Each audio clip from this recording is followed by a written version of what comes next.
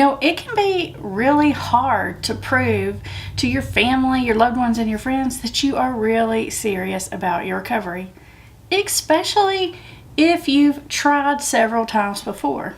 Which is why in this video, I'm going to tell you the 3 most important steps you need to take to prove that you really are serious about your recovery. For those of you who are new here, welcome to Put the Shovel Down. I'm Amber Hollingsworth, and this YouTube channel is all about helping you understand the science and psychology of addiction so you can get your family and your life back on track. Get back out there and live the life that you want to live. I want you to know you are not powerless. You do not have to hit rock bottom, and there are many things you can do to help an addicted loved one. If you want to be back in control of your life, subscribe to this channel and I'll make sure you are always 5 steps ahead of addiction. And don't forget, hit the little bell if you want access to the bonus episodes.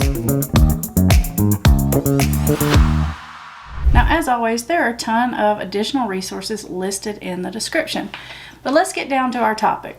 Don't you just hate the dreaded question, what's going to be different this time? I mean, sometimes people even ask you that with a ton of sarcasm in their voice. Can you hear it? I think I can hear it. Now, in the past, it may have been hard to answer that question, but not anymore because I'm about to give you the answer. Now, tip number 1 is all about some things that you shouldn't say, basically. I'm about to go over some statements that are pretty common for people who are in the early recovery process to say. And I'm not saying there's no validity in these statements, but what I am saying is, if you say these things I'm about to tell you, it comes across not great to the people around you. So let's take a look at what they are.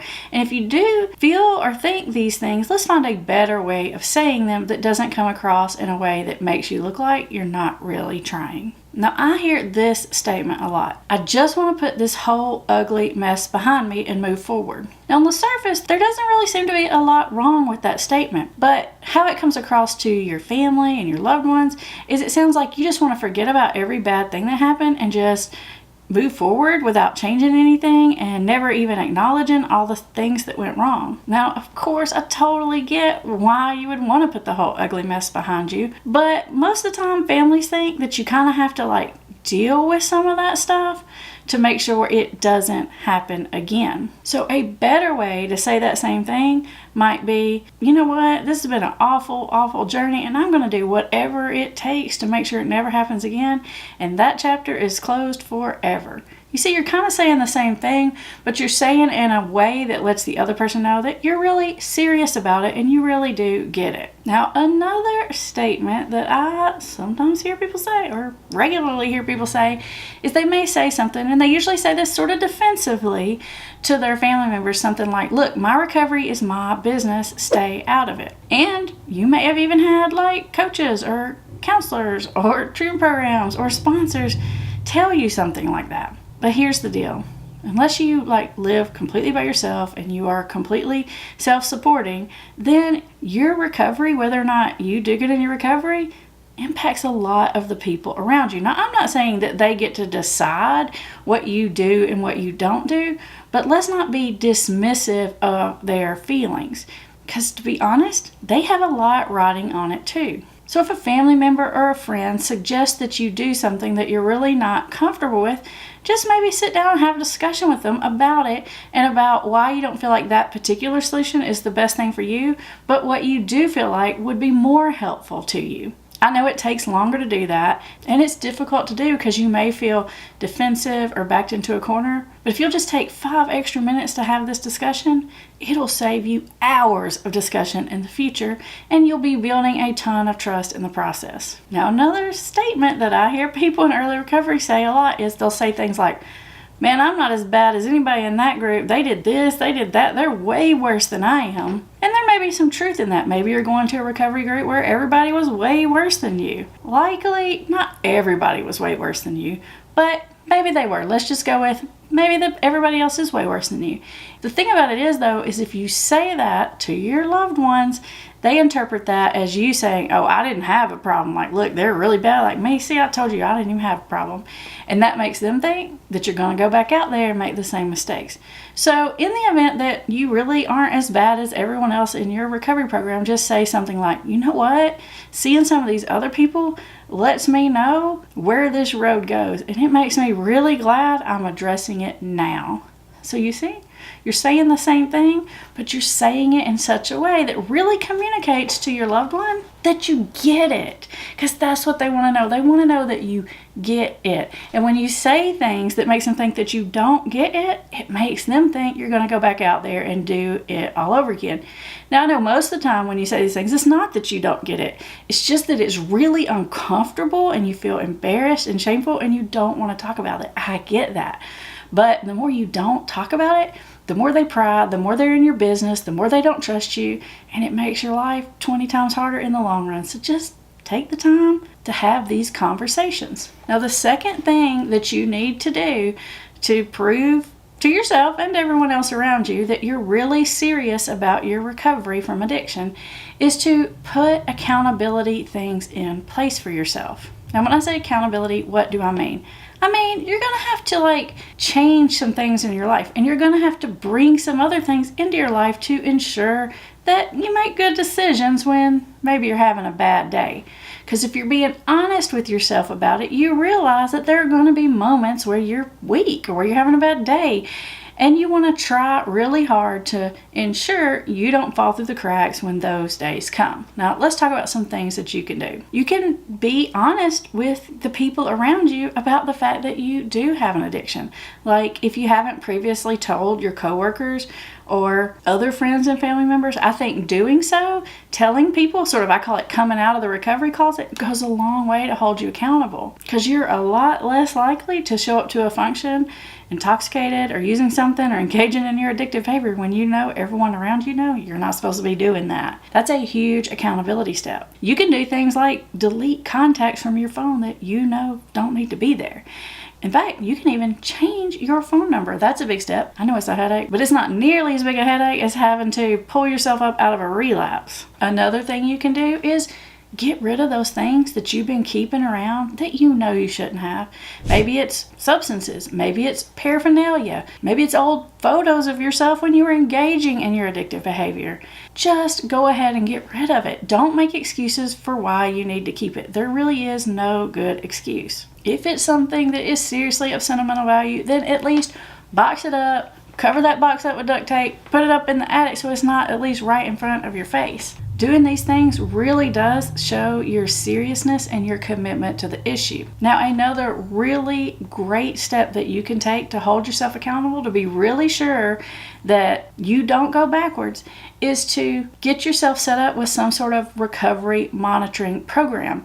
Now, this is the ultimate in accountability. If the thing that you've struggled with in the past is alcohol, then I am going to strongly recommend SoberLink. Now, SoberLink is the sponsor of today's video, but that's not the only reason I'm recommending them. I have been recommending SoberLink for years and years and years, long before I ever even had a YouTube channel.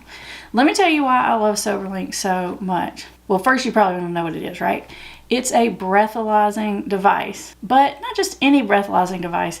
It's a pretty high-tech, sophisticated breathalyzing device.